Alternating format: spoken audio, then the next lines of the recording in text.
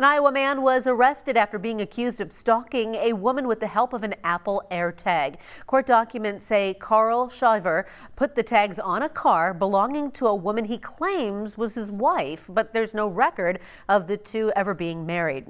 Shiver was arrested by West Des Moines police on December 7th. And tonight we're taking a look at the laws surrounding the use of this tracking tech in Iowa. Local 5's Nora J.S. Reichart joins us now to explain.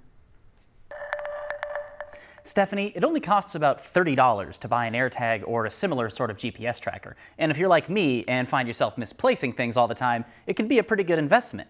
But using them for some more nefarious purposes, that's a different story.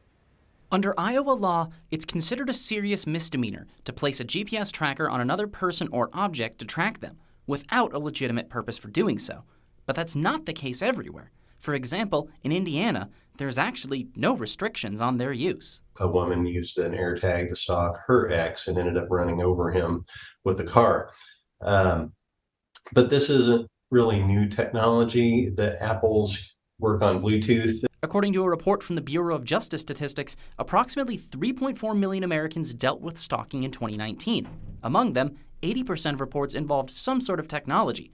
14% involved the use of a GPS tracker specifically. There are some anti-stalking countermeasures built into these systems. For example, iPhones should notify you if an unregistered AirTag is in your proximity for too long, and the tag itself should begin making noise if it gets too far away from the owner.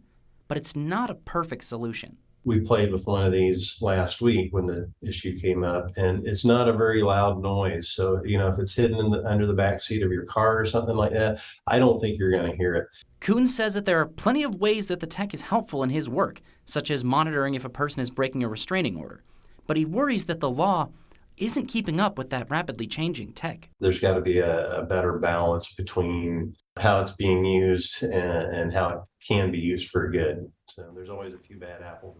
Now, Apple is currently being sued by 2 women alleging that AirTags were used to help stalk them and that Apple ignored warnings from advocates about the risks the technology posed. That lawsuit was filed out in San Francisco, with the women seeking monetary damages in the case. Stephanie?